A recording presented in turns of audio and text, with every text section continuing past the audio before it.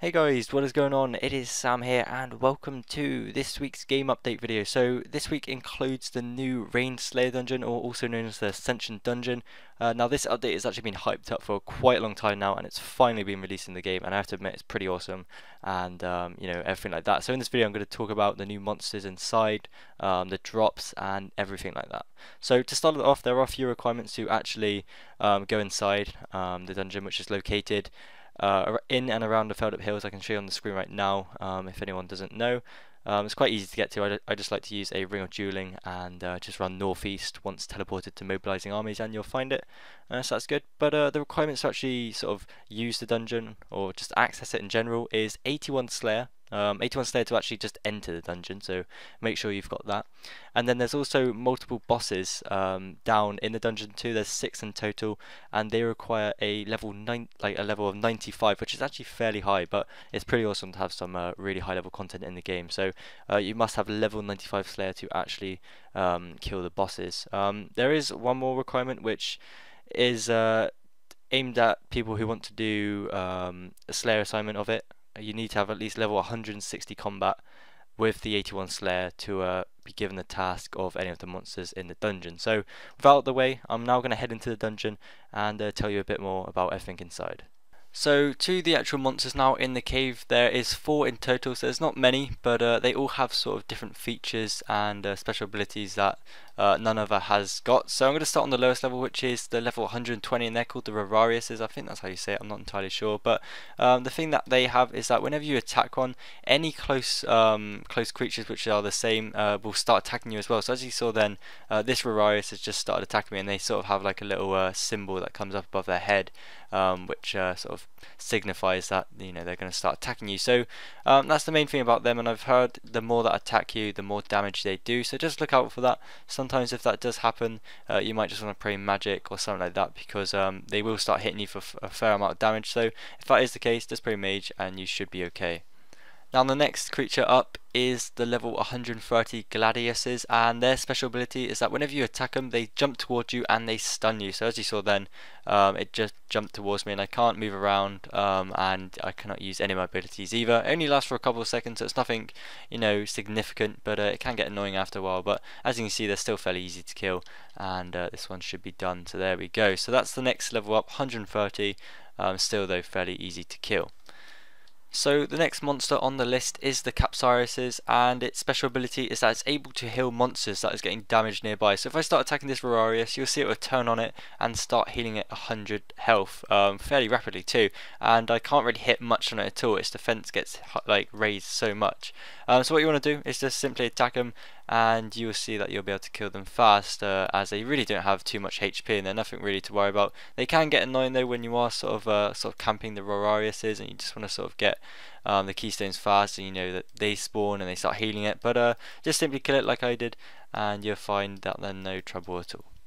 And the final monsters are the Skotoruses. Now these are fairly interesting, as if you just attack them from straight up, you'll see that they have these shields which really increase their defense by quite a lot, and as you can see I don't really hit too much on it. So one way to do this is to just stun them. So any abilities that you have that can stun your enemy, I'd recommend to use. So for example, I've got Binding Shot, which I'm going to use as soon as it's fully recharged. So there we go.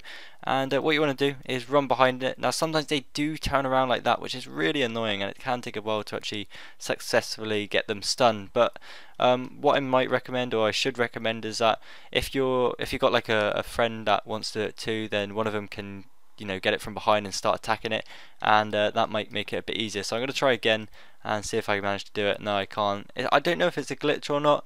I've not heard anything about it, but like I said, it can get fairly annoying. I've heard though bombardment, when you use that, can still hit full damage. So there you go, you got 2k from that. So I might recommend just to use that every now and then. I could try it one more time. Oh, there we go. So as you can see, sometimes the stun does work, and if you just attack it like normal like that, you can still see it does the full damage, which is pretty cool, I guess. So I'm just going to finish it off like that. There we go, finally. And there we go. So yeah, definitely for them I would recommend to get a friend to help you. So just as a few additional clips, this guy here, happens to have the new crossbows. So I was just talking to him not too long ago, and he said he bought them for 450 mil each. I said each as it is actually a dual wielding weapon. It's not a two-handed like my royal crossbow.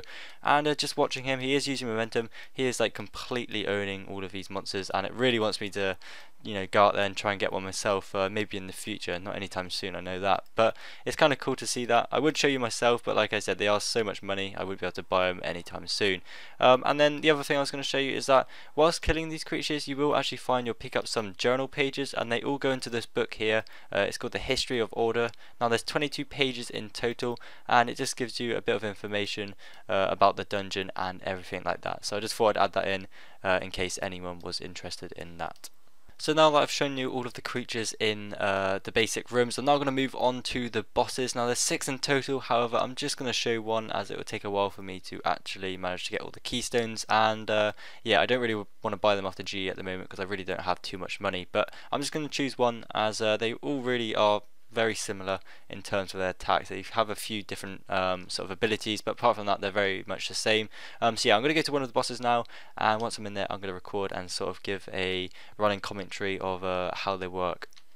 So I'm outside of the boss room. As you can see here, it has it labelled, so it's got the laboratory of Secundus, and there's actually another boss room right next to it here of Tertius. So all you got to do though is use your key on the door, and it should give you an option to enter. So yes, I am ready, and if you don't move, actually it won't start attacking you. So this is what the boss is looking like at the moment. So now's a good time to sort of get ready, drink some overloads, perennials, anything you need to do, and then you're ready to go. So the main aim, or the main thing you want to do when you're attacking these bosses, is to keep running around. So my advice is to click on the boss once, and once you've at least clicked on it, keep running around, do one attack, and then just keep going, and just keep at this, because if you do stay still, as you can see, it's kind of throwing some magical attacks on the ground. If you do stay still, it will hit you for rapid 1Ks. I'll show you here actually, if I just stay there, so it can combo you out, and it's like, it will make you die if you're not concentrating or anything like that. So just do one attack at a time, with the occasional thresholds too. Like I wouldn't recommend doing rapid fire, because for that you stay on the same spot for a while. But ones that are fast, like rapid fire, or not rapid fire, sorry, snapshot, they're good to use because you don't stand on the same spot for too long. So I'll just quickly use it there. So you do 2 quick shots. So just keep going around. Each boss has its own crossbow piece. There are 6 crossbow pieces in total, and they are actually untradeable, so if you do get one, you can't just sell it on the G or anything like that. Yeah, it's actually a fairly fun boss to do. Now it is like, I do get hit still every now and then. Sometimes they can throw the magical attacks like in front of you a little bit, so you run over it, but overall it's a different boss. There's not many bosses like this in the game, and it kind of just goes to show what the ability Jagex have in terms of making some really decent bosses, and I'm sure with RuneScape 3 coming out soon, they're going to make some epic ones. So just keep running around. Sometimes it takes a while. I mean, I know you can do it probably faster than what I'm doing now, but I'm just sort of trying to explain it whilst I do it. And yeah, the boss will die, so I'm just going to quickly finish off with a few abilities. I'm just seeing if I can do it close now, if that's any faster, but nearly dead. There we go. It'd be kind of cool if I get a crossbow piece. Usually the drops of it are fairly bad, but I get some lanterdimes. Let's see how many we get. 5 of them, so it's not really too great. And I got some shards, and what's that on the ground? Crimson charms. Couldn't pick them up. So with these shards, you can actually just craft them into the bolts, like I said. You get 200 XP every go, or every 10 you make, so that's pretty good. And the bolts are actually fairly good as well. 864 damage. The royal bolts are 768, so that might be worth considering to use. But that's really it for this update. It's a really good update in terms of something different. Recently, Jagex' updates haven't been too great. I think they're just preparing for RuneScape 3 though. But I really enjoyed it. And if you do have any questions to do with this update or anything I've missed out, then please put it in the comments, and that'd be good for the vid, as I can maybe try and mention it as well in the comments or something like that. But that's going to be it from me, guys. I hope you've enjoyed this video, and I'll see you in the next one.